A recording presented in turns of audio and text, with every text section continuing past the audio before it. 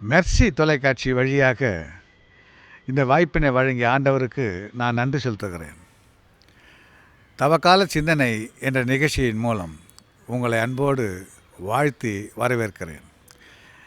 இந்த செய்தியின் தலைப்பு பொய் சொன்னவர்களின் நிலை. கிறிஸ்து இயேசுவின் அன்பிற்குரிய சகோதர சகோதரிகளே, எகிப்தில் அடிமையாக இருந்த இஸ்ரேல் மக்களை மோசே வழியாக ஆண்டவர் மீட்டு பாலும் தேனும் பொழிகின்ற நாட்டிற்கு அழைத்து வருகின்றார். அழைத்து வருகின்ற பொழுது மக்கள் பாவ அக்கிரமங்கள் அநியாயங்கள் நிகழ்ந்ததை கண்டு கட்டளைகளை கொடுத்து மக்கள் இப்படித்தான் வாழ வேண்டும் என்ற ஒரு வரமுறையை கொண்டு வர ஆண்டவர் மோசே இடத்துல சீனாய் மலையிலே 10 கட்டளைகளை கொடுத்து மக்களுக்கு நீ இதை கொடு, இப்படித்தான் மக்கள் வாழ வேண்டும் என்று சொல்லி அனுப்பினார். மோசே அதை பெற்றுக்கொண்டு வந்தார். முதல் 3 கட்டளை ஆண்டவருக்குரியது. 4வது கட்டளை தந்தையும் தாயையும் மதித்து நட என்று வாக்குறுதி கொடுத்த முதல் கட்டளை, வாக்குறுதியோடு கூடிய முதல் கட்டளை 4வது கட்டளை. பிறகு வருகின்ற 5லிருந்து 10 கட்டளைகள் பொதுவான கட்டளைகள், மக்கள் எப்படி வாழ வேண்டும், ஒரு மனிதன் எப்படித்தான் வாழ வேண்டும் என்று ஆண்டவர் வரையறுத்து கொடுத்த கட்டளை.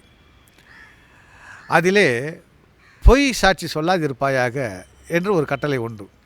பொய் சொன்னவர்கள் அடைந்த நிலையை பற்றித்தான் நாம் பார்க்க போகிறோம். தவ காலத்தில் நாம் எவ்வளவோ முயற்சிகள், பக்தி முயற்சிகள் மேற்கொண்டிருக்கலாம், தவ முயற்சிகள் மேற்கொண்டிருக்கலாம். ஆனால் இந்த ஒரு செய்தியை நாம் உணர்ந்து நான் இந்த 40 நாட்களுக்கும் நான் பொய் சொல்ல மாட்டேன் என்று யாராவது என்றைக்காவது சிந்தித்திருப்போமா? ஏனெனில் ஆண்டவர் வெறுக்கின்ற செயல் ஒன்று பொய் சொல்லுவது. அதைத்தான் ஆண்டவர் சொல்லுகிறார், பொய் சாட்சி சொல்லாதிருப்பாயாக. பொய் சொன்னால் ஆண்டவருக்கு பிடிக்காது. ஆம் என்றால் ஆம், இல்லை என்றால் இல்லை, இதுதான் உங்களுக்கு பேச்சாக இருக்க வேண்டும் என்று சொல்லுகின்றார். அப்படி மீறி பொய் சொன்னவர்கள் நிலை என்ன, அதை நாம் சற்று சிந்தித்து பார்க்க வேண்டும். கிறிஸ்து இயேசுவின் அன்பிற்குரிய சகோதர சகோதரிகளே, இந்த உலகத்திலே முதல் பொய் சொன்ன ஒரு ஆள் யார் என்றால் அவர் காய்தான். ஆதாம் ஏவாளுடைய மூத்த மகன். தன் தம்பி ஆபேலை கொலை செய்துவிட்டு வருகின்றார். அப்போது விண்ணக தந்தை காயினை அழைத்து, காயின், உன் தம்பி ஆபேல் எங்கே என்று கேட்கின்றார். அதற்கு காயின், எனக்கு தெரியாது, நான் என்ன என் தம்பிக்கு காவலாளியா என்று எதிர்கேள்வி கேட்கின்றார். அப்பொழுது ஆண்டவர் சொல்லுகின்றார், உன் தம்பி ஆபேல் சிந்திய ரத்தம் பூமியிலிருந்து என்னை நோக்கி கூப்பிட்டது.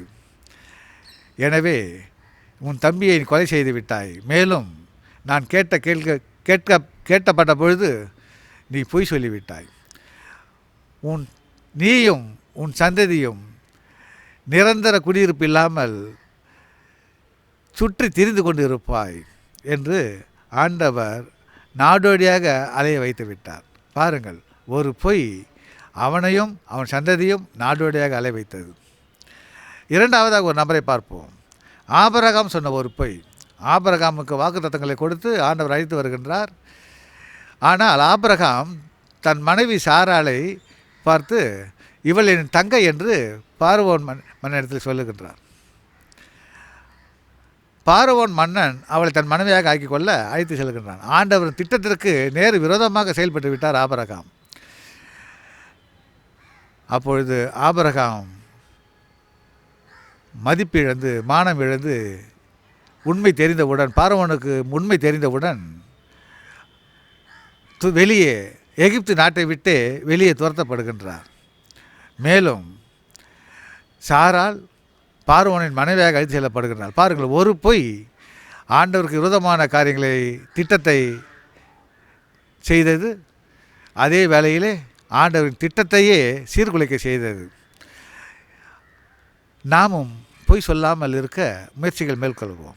3வதாக எலிசா என்ற இறைவாக்கினருக்கு உதவியாளராக இருந்தவர் கேஎஸ்சி என்ற ஒரு மனிதன். நாமான் என்ற தொழுநோயாளியை எலிசா குணமாக்கியதை கண்டு அவன் ஏராளமான பொருட்களை கொண்டு வந்து எலிசா காலடியில் வைத்தான். ஆனால் எலிசா வாழும் ஆண்டவர் மேல் ஆணை, நான் ஒன்றும் தொடமாட்டேன் என்று சொல்லிவிட்டார். இதை பார்த்து கொண்டிருந்த கேஎஸ்சி மனம் பதைத்தது. ஐயோ, இவ்வளவு பொருட்களை வேண்டாம் என்று சொல்லுகிறாரே என்று சொல்லிவிட்டு அவர் எல்லா பொருட்களையும் எடுத்துக்கொண்டு நாமான் சென்று விட்டார். இவர் எலிசாவுக்கு தெரியாமல் நாமானை சந்தித்து வழியில் சந்தித்து, இப்பொழுதுதான் எலிசா இறைவாக்கியனுடைய வீட்டிற்கு ஆட்கள் வந்திருக்கிறார்கள், அவர்களுக்கு தேவையாக பொருட்கள் இருக்கிறது, கொடுங்கள் என்று பொய் சொல்லி வாங்கி வைத்துவிட்டு வீட்டிலே மறைத்து வைத்துவிட்டு எலிசா வீட்டில் வருகின்றார். அப்போது எலிசா கேட்கின்றார், கேஎஸ்சி எங்கேருந்து வருகிறாய், எங்கிருந்து வருகிறாய்? நான் எங்கும் செல்லவில்லை. அவன் சொன்ன ஒரு பொய் அவனையும் அவனுடைய சந்ததியையும் நாமான் பிடித்திருந்த தொழுநோய் ஆட்கொண்ட செய்தது. எனவே கிறிஸ்து இயேசுவின் அன்பிற்குரிய சகோதர சகோதரிகளே, இந்த தவக்காலத்தில் நாம் பொய்களை சொல்லாமல் இருப்பது ஆண்டவர் மிகுந்த மகிழ்ச்சியை கொடுக்கும். நான்காவதாக, தலைமை சீடனாக ஏற்றுக்கொண்ட பேதுரு ஒரு பொய் சொன்னார். என்ன பொய்? ஆயனை வெட்டுவேன், மந்தைகளெல்லாம் சிதறடிக்கப்படும் என்று ஆண்டவர் சொன்னதை கேட்டுவிட்டு, மற்றவர்கள் எப்படி எனக்கு தெரியாது, ஆனால் நான் என் உயிரை கொடுப்பேனே ஒழிய உம்மை விட்டு செல்ல மாட்டேன் என்று சொன்னார். அப்படியா என்று ஆண்டவர் சொல்லிவிட்டு, இன்று இரவு கோழி கூவும் முன் நீ 3 முறை என்னை மறுதளிப்பாய் என்று சொன்னார். நான் ஒரு காலம் மறுதளிக்க மாட்டேன் ஆண்டவரே என்று வாக்குறுதி உறுதியாக கொடுக்கின்றார். ஆனால் இயேசுவை பிடித்து கொண்டு செல்கிற பொழுது அங்கே காவலர்கள் பேதுருவை பார்த்து, நீயும் அந்த நாசரேத்து இயேசுவோடு இருந்தவன் தானே என்று சொல்லுகின்ற பொழுது, எனக்கு தெரியாது, அந்த நாள் எனக்கு தெரியவே தெரியாது என்று 1 முறை அல்ல, 2 முறை அல்ல, 3 முறை சொல்லுகின்றார். அப்பொழுதுதான் சேவல் கூவிற்று. இன்னும் சொல்லப்போனால் ஆணையிடமும் சபிக்கவும் தொடங்கினார் என்று ஆண்டவருடைய வார்த்தை சொல்லுகிறது. எந்த அளவிற்கு அவர் அந்த பொய்யை ஆணித்தரமாக சொல்லியிருக்கின்றார். அப்பொழுது ஆண்டவர் பார்த்த ஒரு பார்வை அவர் உள்ளத்தை உருக்கியது, உள்ளத்தை உலுக்கியது, தேம்பி தேம்பி அழ வைத்தது. பாருங்கள், பேதுரு சொன்ன ஒரு பொய் அவரை நெடு நாட்களாக அழ வைத்தது. ஐந்தாவதாக, திருத்தூதர் பணியிலே ஒரு நிகழ்வு. திருத்தூதர்கள் ஏழை எளிய என்று இல்லாமல் எல்லாருக்கும் சமமாக தங்களிடம் வந்த பொருட்களை பகிர்ந்து கொடுத்து கொண்டு வந்தார்கள். அப்போது செல்வந்தர்கள், வீடு வசதி வைத்தவர்கள் எல்லாம் விற்றுவிட்டு அந்த பணத்தை திருத்தூதரின் காலடியில் வைப்பார்கள். அப்படி வைக்கின்ற பொழுது அனனியா சபிரால் என்ற கணவன் மனைவி வீட்டை விற்றார்கள். தங்களுக்கென்று ஒரு பகுதியை வைத்துக்கொண்டு ஒரு மீதி தொகையை கொண்டு பேதுரு இடத்தில் போய் வைத்தார்கள். அவர் பேதுரு கேட்கின்றார், இவ்வளவுக்கு தான் விற்றீர்கள் என்று கேட்கின்றார். அதற்கு ஆமாம் என்று சொல்லுகிறார்கள். நீர் என்னிடம் போய் சொல்லவில்லை, பரிசுத்த ஆவியிடம் போய் சொல்கிறாய். இந்த பொருள் அனைத்தும் உனக்குத்தானே சொந்தம். வீடு விற்பதற்கு முன்பு உனக்கு தான் சொந்தம், விற்ற பிறகு உனக்கு தான் சொந்தம். அப்படி இருக்கும்போது நீ ஏன் போய் சொல்லுகின்றாய்? உனக்கென்று சிறிது வைத்து விட்டு மீதியை கொண்டாந்து கொடுக்கின்றாயே என்று சொல்லும்போது அவர் இறக்க நேரிடுகிறது. அந்த அனனியா அங்கேயே விழுந்து இறக்கின்றார். சற்று நேரத்திற்கு பிற்பாடு அவருடைய மனைவி சபிரால் வருகின்றாள். அவளும் போய் சொல்லுகின்றாள், அவளும் இறக்கின்றாள். எனவே இருவரும் உயிர் துறக்க நேர்ந்தது. பாருங்கள், பொய் சொன்னதினால் ஆண்டவருக்கு கோபம் வந்து எவ்வளவு தீர்ப்பு வழங்கினார் பாருங்கள்.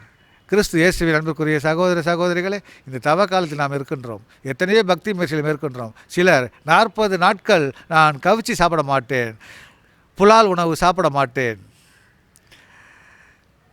கறி வகைகளை சாப்பிட மாட்டேன், மீன் வகைகளை சாப்பிட மாட்டேன் என்றெல்லாம் இருக்கின்றோம். ஆனால் உபவாசம் இருக்கலாம், தவ முயற்சி மேற்கொள்ளலாம், சுலப பாதைகள் செய்யலாம், ஒருத்தல் முயற்சிகள் மேற்கொள்ளலாம். ஆனால் இந்த 40 நாட்கள் கூட வேண்டாம், 4 நாட்களுக்கு நான் பொய் சொல்லவே மாட்டேன் என்று என்றைக்காவது யாராவது தீர்மானம் செய்திருக்கின்றோமா? அப்படி தீர்மானம் செய்திருந்தால் இதைவிட மேலான பக்தி முயற்சி வேறு என்றுமே இல்லை. ஆண்டவருக்கு கொடுப்பதற்கு இதைவிட மேலான காணிக்கை எதுவுமே இல்லை. அது உன் உள்ளத்தையே கொடுப்பதற்கு சமமாக மாறுகிறது.